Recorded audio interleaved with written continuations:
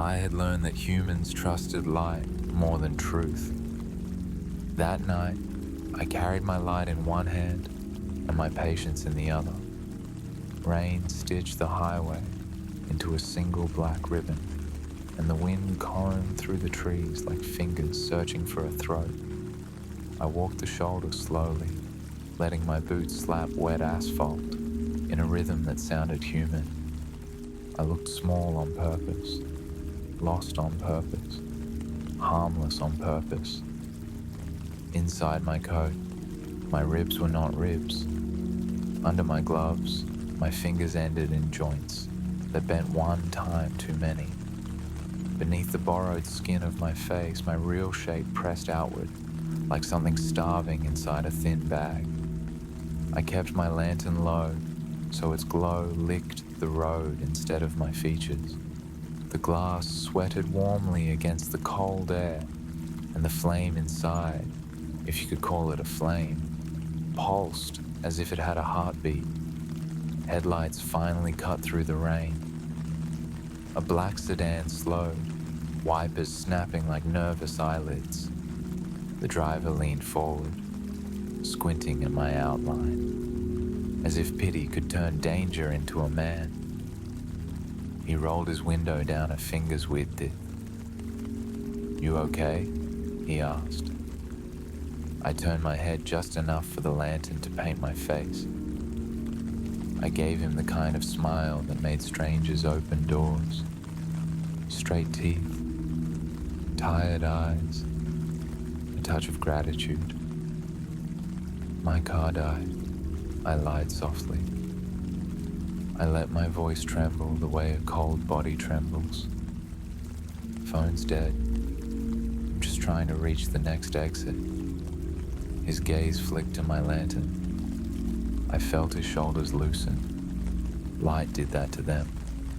Light made them stupid. "I can take you," he said, and the words tasted like a mistake. I stepped into the passenger seat, the cabin filled with my cold. Not weather cold, but cellar cold, the kind that lived in stone and never forgave. He shivered and blamed the storm. "Thanks," I whispered, and let my fingers rest near my lantern like a priest near his altar. He drove. He tried to keep casual. "Name's Eric," he said, "just so it's not weird." I offered the name I used when I wanted to be invited. "Thomas," I said. He nodded, relieved, as if names made bones safer. The heater hummed, the road dipped, the trees crowded closer on both sides, forming a corridor that swallowed the headlights faster than it should have. Eric glanced at my lantern again. "What's in that thing?" "Enough," I replied. The lantern's glow wavered, and for a moment his dashboard looked wet, almost alive. He tightened his grip on the wheel. We passed a sign. "Next services, 12 miles." He exhaled. Humans trusted signs too. Words on metal felt like law to them. Then his headlights caught a figure ahead, standing still in the road, coat dripping, head bowed. Eric swore and braked. The tires hissed. The car slowed. The figure did not move. I watched Eric's fear flare bright and sweet. He leaned forward. "Is that a person?" I let my smile hold. "Stay straight," I murmured. "Trust the light." His eyes flicked to me. "What?" I lifted the lantern slightly. The glow filled the cabin like spilled honey, and my shadow climbed the ceiling. My shadow was not shaped like a man. It had too many angles. It moved as if it were underwater. Eric stared at it without meaning to.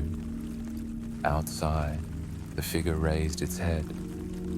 It had my face, not my borrowed face. The real suggestion of it. A mouth too wide, a smile too patient, eyes that didn't reflect the headlights correctly. Eric's breath broke. What the hell is that? That's me, I said simply. Guiding you. He tried to swerve around it. I placed my gloved hand on his forearm. My fingers were too cold, too long, too certain. The touch went straight into his bones. Don't, I whispered. His arms locked, obedient. We drove forward. We passed the figure. Eric's side mirror caught the road behind us, and then it didn't. The mirror showed a mouth in the darkness between trees, a vertical mouth opening slowly, lined with pale shapes that were not teeth, so much as fingers pressed together, wriggling with excitement. Eric didn't look long enough to understand. Humans rarely checked the places that told the truth. The sign for services never came. Minutes bled into minutes. The forest tightened. The rain thickened. The radio voice stretched into a low, wet moan until Eric snapped it off with shaking fingers. His phone screen stayed dead in the cup holder. He tapped it again, harder. Nothing. Then the sound began beneath us. A soft scraping, like nails dragged along the underside of the car. Eric's voice cracked. Do you hear that? I nodded. They're happy. Who? He whispered. I inhaled, savoring the metallic scent of his fear. The ones below the road. He lifted his foot from the gas. The sedan slowed. That was when he finally saw what my lantern had been hiding. The asphalt ahead wasn't asphalt. It was skin. A wide strip of dark, slick skin stretching between the trees, sweating under the rain. Veins rose beneath it in slow pulses, as if the forest breathed. Eric made a thin, strangled sound. No. No. The car's front tires sank an inch, like rubber pressing into fresh flesh. Hands pushed up through the skin road, pale, slick hands, fingers spreading like flowers opening. They wrapped around the tires, the frame, the doors. Eric clawed at the wheel, trying to reverse. The tires spun silently, swallowed. He reached for the door handle. The metal burned him with cold that wasn't frost. It was absence. He yanked his hand back, whimpering. I set my lantern on the center console between us. Its glow climbed his face. His eyes darted from the pulsing road to my shadow on the ceiling. What are you? He sobbed. I leaned close enough that my breath fogged the lantern glass. I was the thing you stopped believing in because it was inconvenient, I said softly. I was the instinct you silenced with locks and playlists. I was the story you called urban legend, so you could keep driving. He shook his head violently. Please, please. My smile stretched, and the borrowed skin at the corner of my mouth split slightly. Too deep, too far back. Something wet pressed outward from inside, eager to taste air. Eric saw it. His prayer died in his throat. Outside, faces began to appear in the bar. Pale ovals pushing through wood, eyes blinking without lids, mouths opening and closing as if practicing screams. They stared at my lantern. They worshipped my light. I opened the lantern's little door. The flame inside flared, hungry, alive, and my coat suddenly felt too small. My shoulders pressed outward. My spine remembered being longer. My hands unfolded. Eric gagged as if the light had climbed into his throat. The car sank another inch. Hands rose higher. Fingers slid under the chassis, lifting, cradling, like the road wanted to hold us.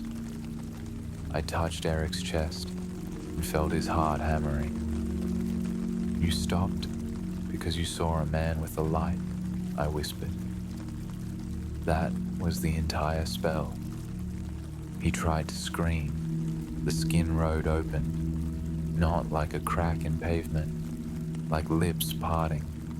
The mouth beneath the car widened, and the darkness inside it breathed out warm and wet. I blew out the lantern. The cabin collapsed into black. And in that perfect darkness, with Eric trembling beside me, I spoke in my real voice, right against his ear, smiling as the road swallowed us whole.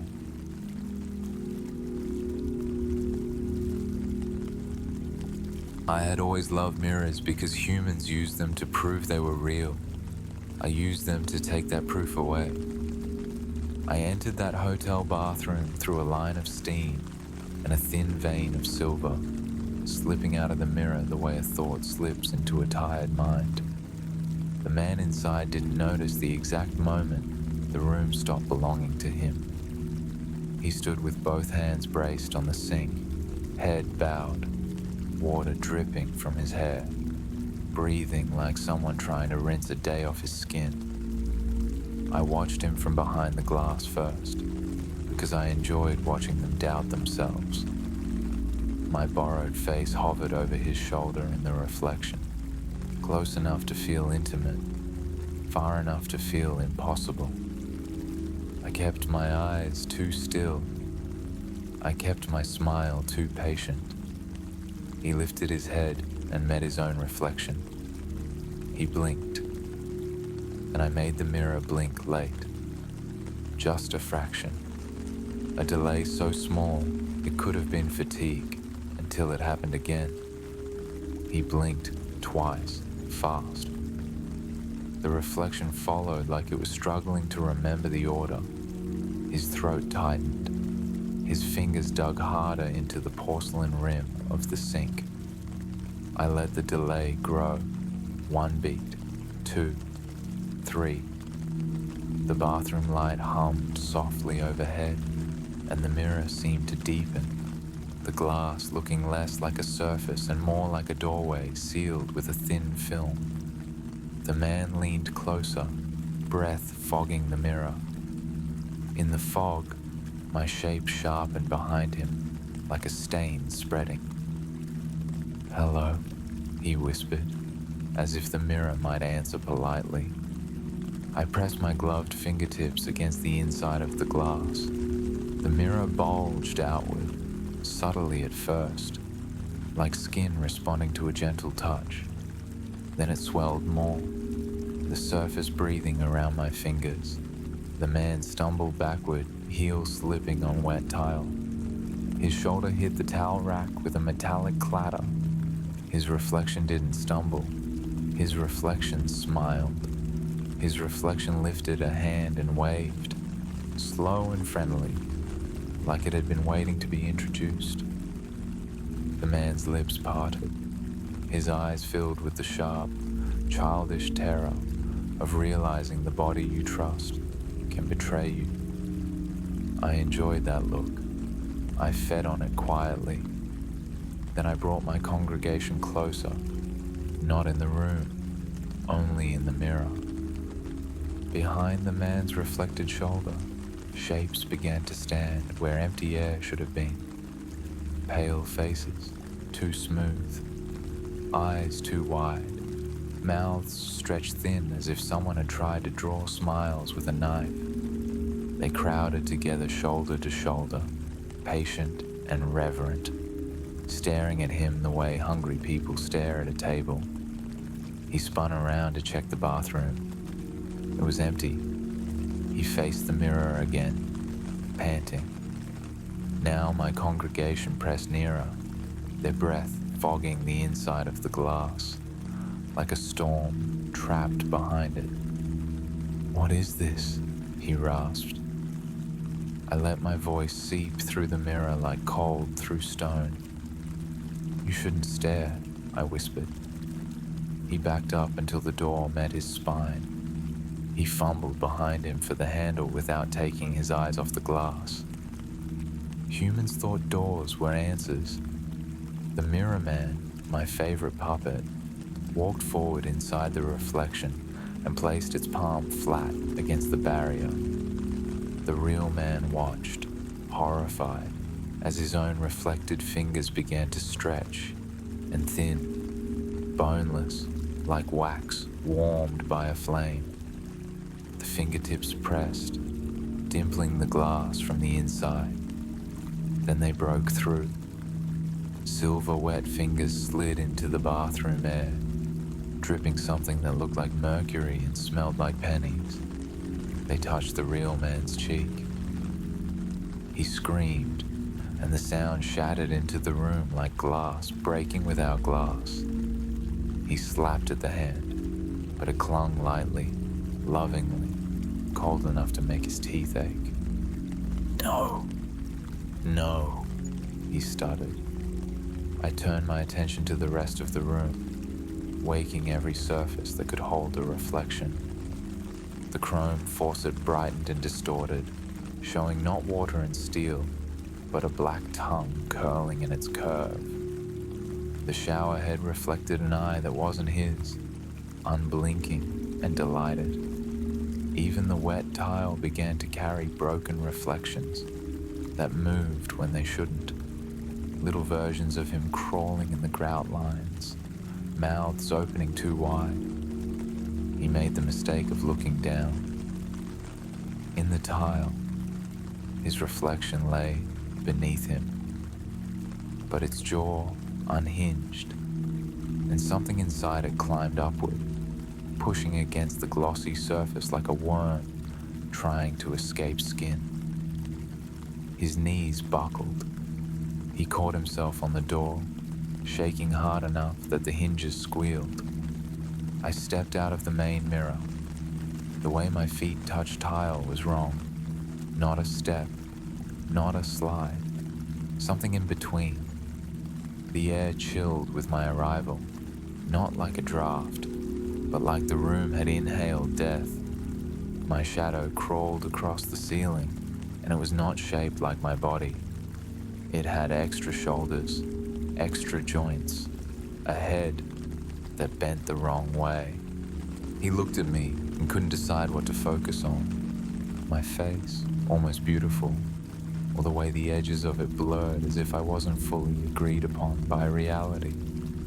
"What are you?" he whispered. I crouched in front of him, so my eyes were level with his. My smile deepened, and the skin at the corners of my mouth tightened, as if it wasn't meant to stretch so far. "I'm the thing you invited," I said softly. "Every time you looked into glass and believed it showed the whole truth." Tears spilled down his cheeks. He shook his head, small and desperate. I didn't invite." I lifted one finger and touched the center of his forehead, gently, like a blessing. His skin dimpled under my fingertip. Then it softened. Then it became glossy. A sheen spread outward from the point of contact, silvering his brow, his cheeks, his eyelids. He gasped as the sensation moved across his face, cold, smooth, tightening, like invisible hands stretching a film over his features. He clawed at his own skin, but his nails slid as if he were trying to scratch polished glass. His mouth opened to scream and stiffened halfway. The lips sealed into a neat, reflective oval. His eyes darted wildly, and I watched the moment he understood he could still feel everything while losing the ability to beg. Behind me, my congregation began to pour out, one by one, through the mirrors, the faucet, the wet tile, the glossy surfaces of the light fixture. They didn't walk like humans. They moved like reflections trying to imitate walking, always a fraction out of sync. Their bodies dripped silver, and their smiles never blinked. They gathered around him in a perfect ring, reverent, hungry. I leaned close enough that my breath fogged his new glass skin. "Do you know what I love most?" I whispered. His trapped eyes pleaded. "Mirrors don't show what's behind the eyes," I said. "So you can pretend your soul is clean." I placed my palm over his face. His glass warmed under my touch. Then I pushed.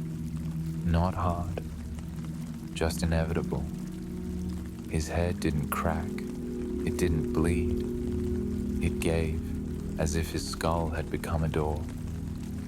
His face sank backward into itself, the reflective surface swallowing inward like a pond accepting a stone. His body convulsed silently, hands flailing, and then his entire shape collapsed into a thin sheet of silver that slid across the tile and climbed the wall. It fused with the mirror. When the bathroom light steadied again, there was no man on the floor, only a mirror on the wall, cleaner than before. And in that mirror, a new face stared out from the glass, eyes wide and shining, mouth sealed smooth, begging without sound. I stood behind him in the reflection, my congregation packed shoulder to shoulder, watching with devotion. I smiled and tilted my head as if admiring a finished portrait. Then I turned off the bathroom light because I didn't need it. He did. And I loved the way darkness finally made him understand he would never look away again.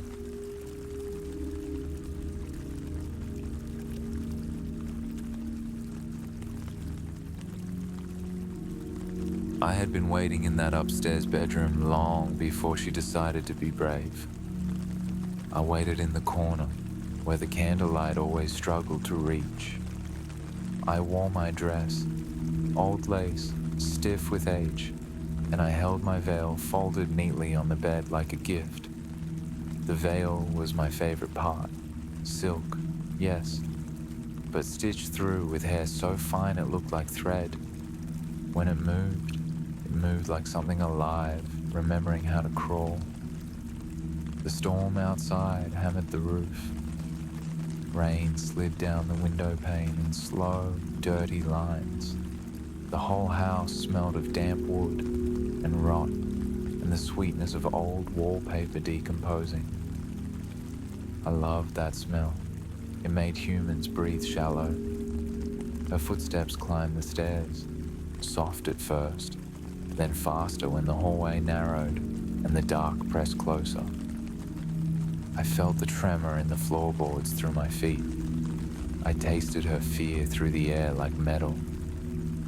She opened the bedroom door and stepped in with a candle cupped in both hands. Young, curious, trying not to show it. The flame trembled and the light wavered across the bed, across my veil, across the cracked mirror on the dresser. She saw the veil first. I watched her stare at it the way humans stare at a noose they pretend is decoration. "Hello?" she whispered. I moved. Not like a person crossing a room. Not like feet and distance.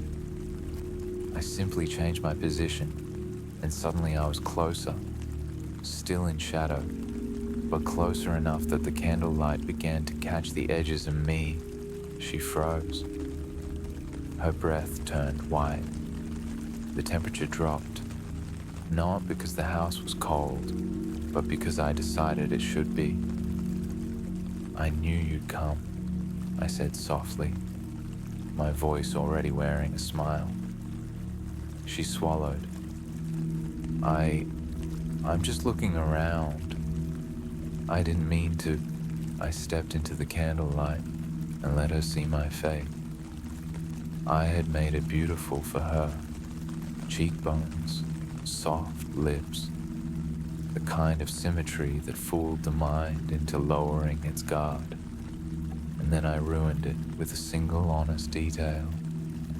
My eyes were too deep, not dark, deep, like holes bored into a doll. Her candle shook, wax spilled onto her knuckles. She didn't flinch, she couldn't stop staring. My veil, I murmured, tilting my head toward the bed. She backed up one step. I'm sorry. I'll leave. She turned toward the doorway. I was already there. The candlelight jumped as my body cut it off. The hallway behind me looked longer than it should have, like the house had stretched its throat to swallow sound. She stopped, chest rising and falling too far. Please, she said, and the word tasted good. I turned slowly and walked back toward the bed because I wanted her to follow my movement with her eyes. I wanted her attention locked on me the way a moth locks onto flame. I lifted my veil with both hands. The hair thread shimmered. The silk sighed. The room filled with a smell like wet bone. Her nose wrinkled. Tears welled instantly. What is that? Me, I answered. I raised the veil over my head and let it fall across my face. The lace softened against my skin like something that recognized its owner. The hair thread twitched, settling into place as if it were finding purchase. She stared, breathing hard, and I watched her eyes track the way the veil moved. Too slow, too deliberate, like fingers stroking a throat. I practice my vows, I said, voice muffled through lace. Would you like to hear them? No, she whispered, voice thin. I stepped closer. The veil brushed the air between us, and the hair thread lifted slightly, tasting her warmth. You came into my room, I said, so you must be here to witness. She shook her head hard. I'm not your... I reached out and touched her wrist. My glove looked normal. My fingers beneath it were not. The joints bent wrong, and my touch seeped cold into her pulse. She yanked her arm back with a sob. My veil stirred. The hair thread stretched toward her like a spider reaching for a fly. You shouldn't have looked for a bride, I whispered. You shouldn't have said my name in a house that remembered. Her eyes flicked to the mirror on the dresser. In its cracked reflection, the room looked different. The bed looked wider. The shadows looked thicker. And behind her, standing too close, was the pale shape wearing lace, me. But not the me she saw in the room. This reflection, me, had a mouth that opened vertically from chin to forehead, and inside it the darkness pulsed like something breathing. She gasped and turned away from the mirror. The mistake was thinking turning away could save her. I lifted the veil off my face and stepped in close enough that the candle flame leaned toward me, eager to die. You want terror? I murmured gently, as if comforting her. Then watch. I draped the veil over her shoulders. The hair thread tightened immediately, soft at first, like a lover's hand. Then it began to pull. It pulled at her cheeks, trying to shape her face into mine. It tugged at her jaw, coaxing it wider. It pressed at her eyes, urging them deeper, emptier. She clawed at the lace, nails scraping silk. The veil didn't tear because it wasn't silk anymore. It was my skin pretending. Thin red lines appeared where the hair thread bit into her. Delicate, bridal, cursive, letters, a name, my name. She screamed, and the scream shook dust from the ceiling. The house groaned in pleasure, boards flexing like ribs. I guided her toward the mirror. "Look," I whispered. She shook her head violently, sobbing, trying to keep her eyes down. I grabbed her chin. My fingers pressed too cold, too firm, and she had no choice but to face herself. In the mirror, her reflection wore the veil perfectly. In the mirror, her mouth was already wrong, stretched, too wide, as if trying to learn how to swallow more than words. In the mirror, I stood behind her, hands on her shoulders like a groom. She saw the shape of my true smile in the cracks of the glass, something wet and patient peeking through. Her knees buckled. I caught her. I held her like a bride being carried across a threshold. "Please," she rasped, voice breaking. I kissed her temple, not tender, possessive. "You came for a story," I whispered. "So, I'll give you an ending." I opened my mouth. This time I didn't bother keeping it human. My jaw unhinged with quiet ease, and the darkness inside me rolled forward, thick and warm, smelling like old graves and sweet rot. The candle flame shuddered and went out as if it recognized what was coming. Her eyes widened. She tried to scream again, but the veil tightened around her throat, stealing the sound and feeding it back to me. I leaned in. I swallowed the last of her light, and when the storm finally softened outside, the bedroom was calm again. The bed was neat. The mirror was still cracked.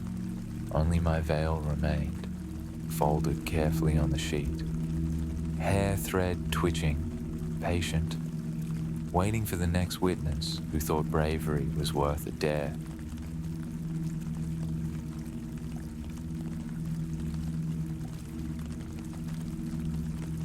I loved the sound of rain because it hid the sound of feeding. Humans always said storms made the city feel clean, safer, as if water could wash evil out of concrete. But rain didn't wash anything. Rain carried things down to me. I waited beneath the street, under a manhole cover that trembled with traffic and footsteps. I crouched in black water that tasted of rust and cigarette ash and old secrets.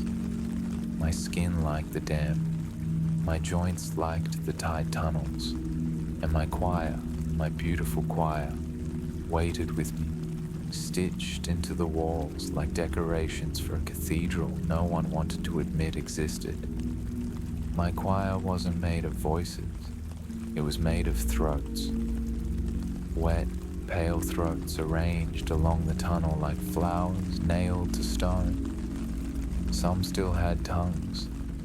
Some were just rings of muscle that opened and closed, practicing the shape of begging. When the rain came hard enough, the gutters overflowed and the drains began to gulp, and that was when humans leaned close. That was when I could sing. He came after midnight, sprinting through the downpour with his umbrella turned inside out, swearing into the wind, hoodie soaked, shoes slapping puddles, city boy confidence cracking into irritation.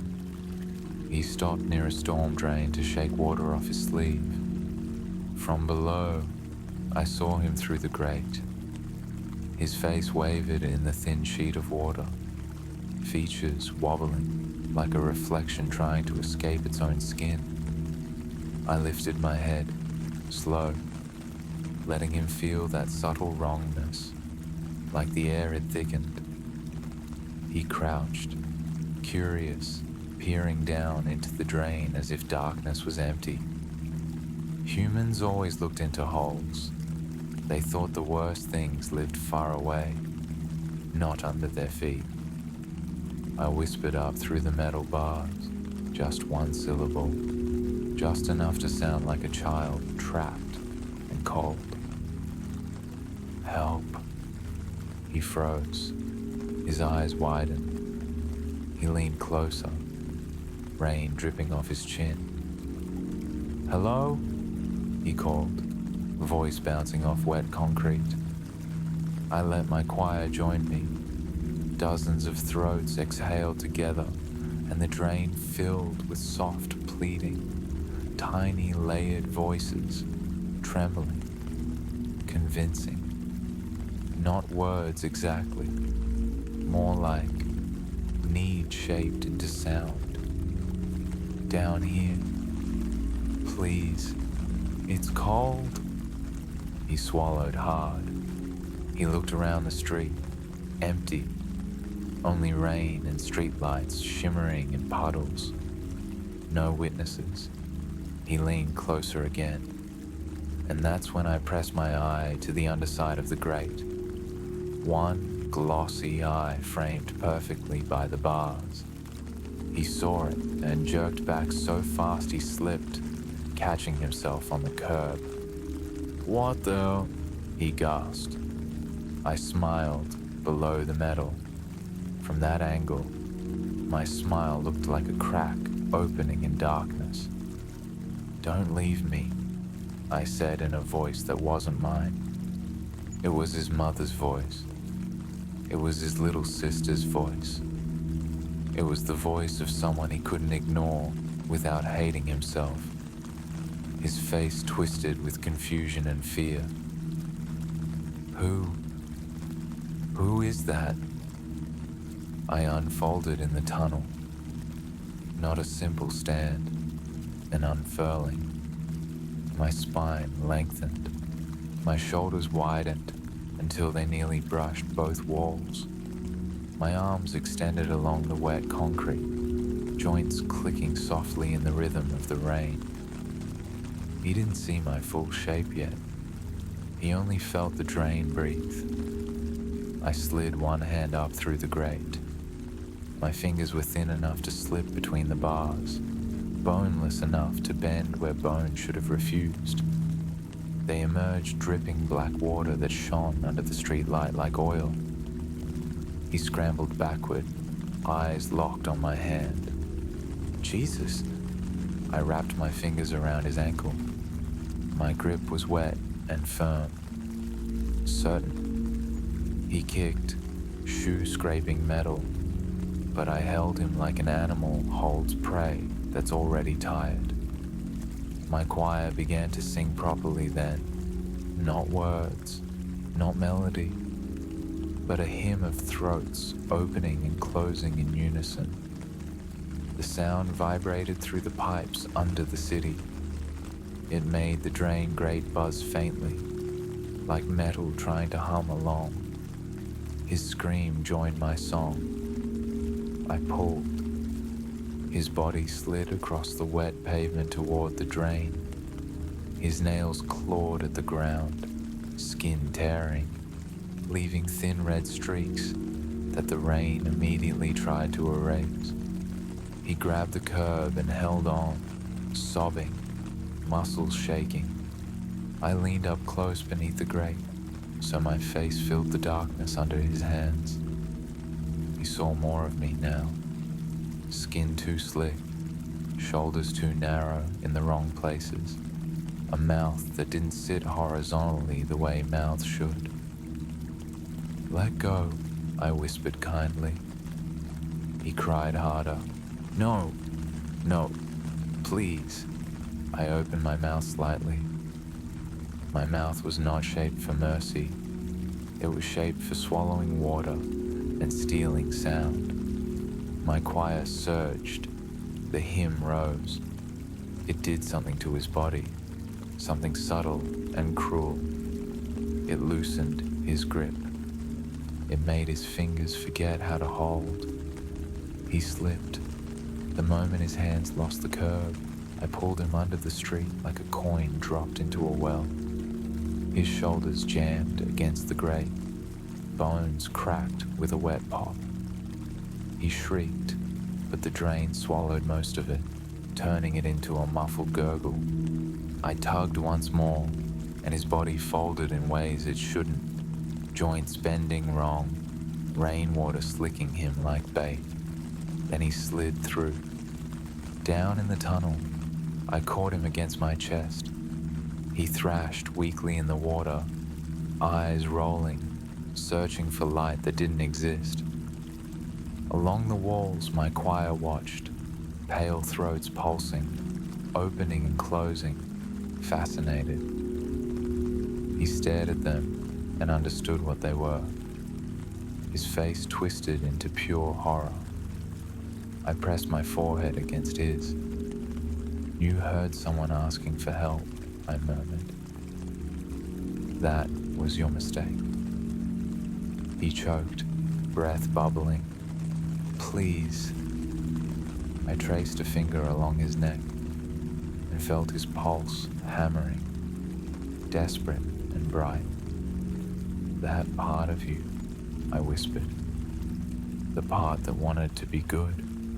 It tastes the sweetest." I bit gently into the side of his throat, not to kill him quickly, but to open him. Warm blood mixed with rainwater. His body convulsed. His eyes went wide. When I tore his voice loose, it came free like a wet ribbon, and the sound he made, half scream, half song, echoed through the pipes and into every drain in the city. My choir answered immediately, a reverent swell, welcoming a new throat. I carried his voice to the wall and stitched it into place among the others. It opened and joined the hymn at once, singing without knowing it was singing. Above us, the rain kept falling.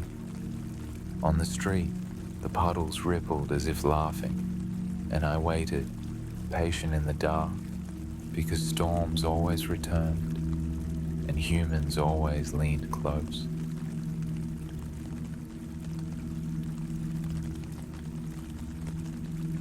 I had lived between those trees long before humans decided to call it an orchard.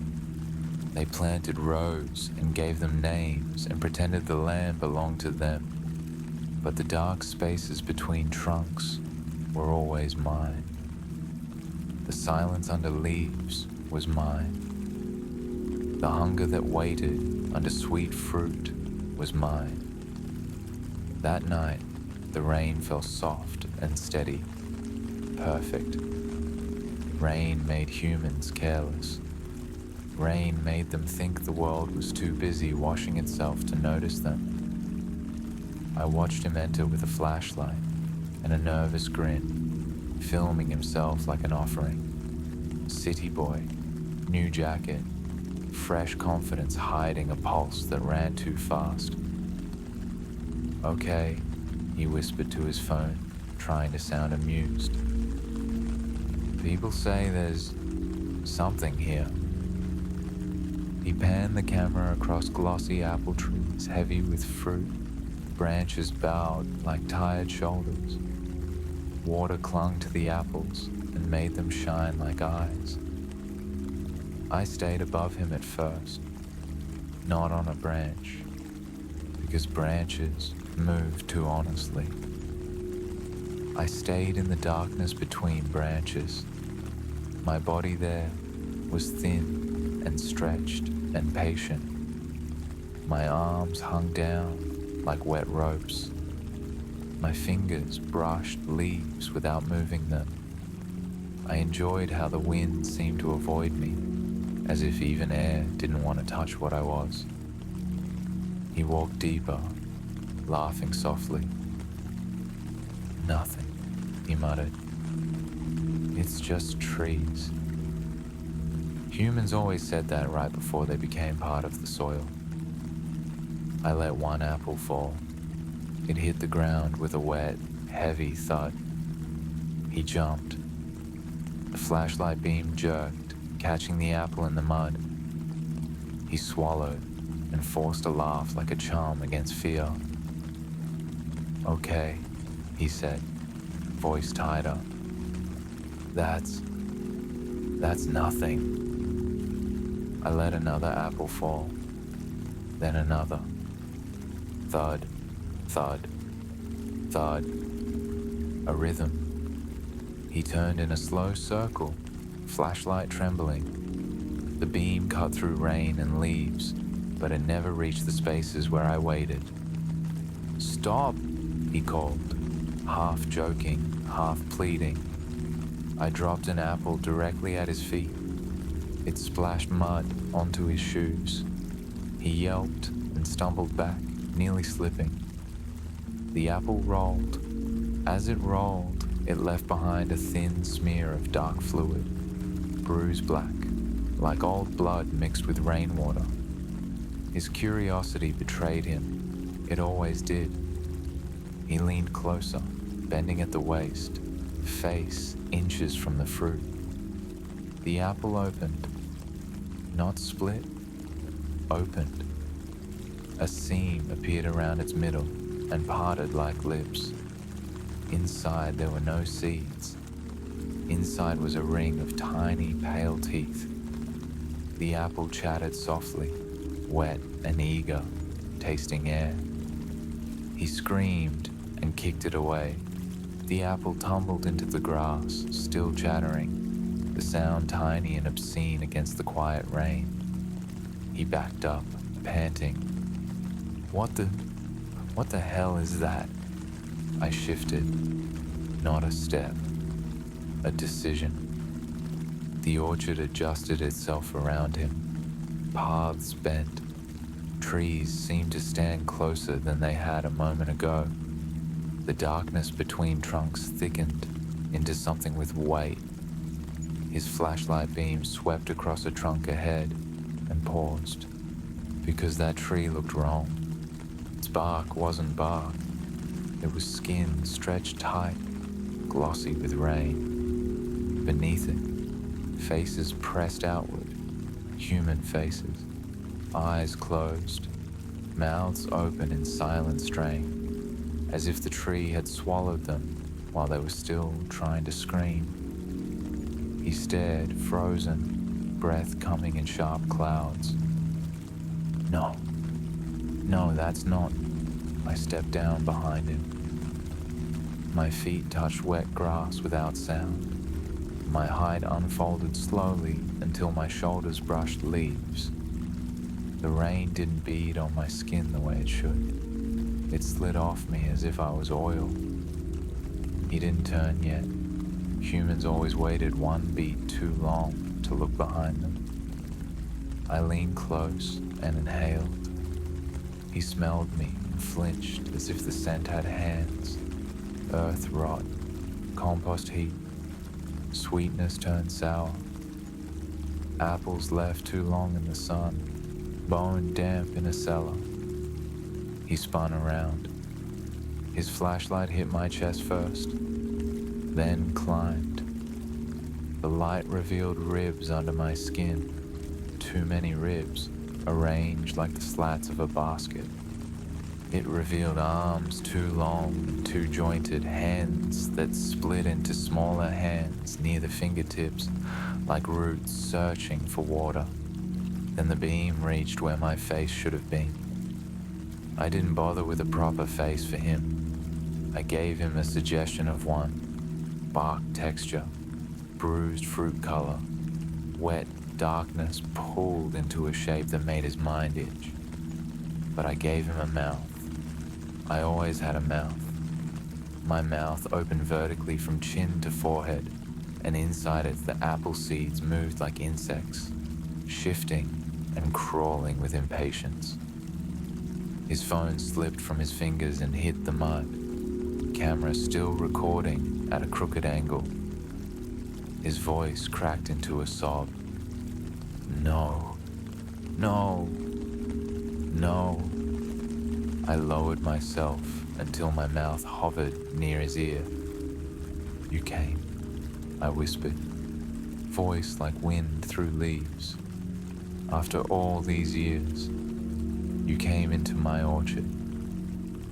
He backed away, shaking his head, panic widening his eyes. I'm leaving, he babbled. I'm leaving right now. He turned to run. The orchard tightened. Trees didn't move, not visibly, but the space between them did. The rows became wrong. The path behind him folded like paper. He sprinted and found only deeper trees. Apples began to fall around him. Not a few. Hundreds. Thudding, rolling, splitting open into chattering mouths. They nipped at his ankles with tiny teeth. Little bites. Little proofs. The kind of pain that didn't stop you from running. Just enough to keep you scared. He stumbled, slipping in mud, hands catching himself. The ground wasn't ground. It was soft, and it held him like a palm. He tried to push up, and faces pressed against his hands from beneath the surface, eyes open now, staring at him through the thin skin of wet earth. He screamed and jerked back, sobbing. I walked toward him slowly, because I wanted him to understand the speed was meaningless here. My orchard doesn't let go, I said calmly. It only grows. He crawled backward, boots scraping, throat making desperate sounds. I crouched beside him. My fingers brushed his cheek, and cold seeped into his teeth.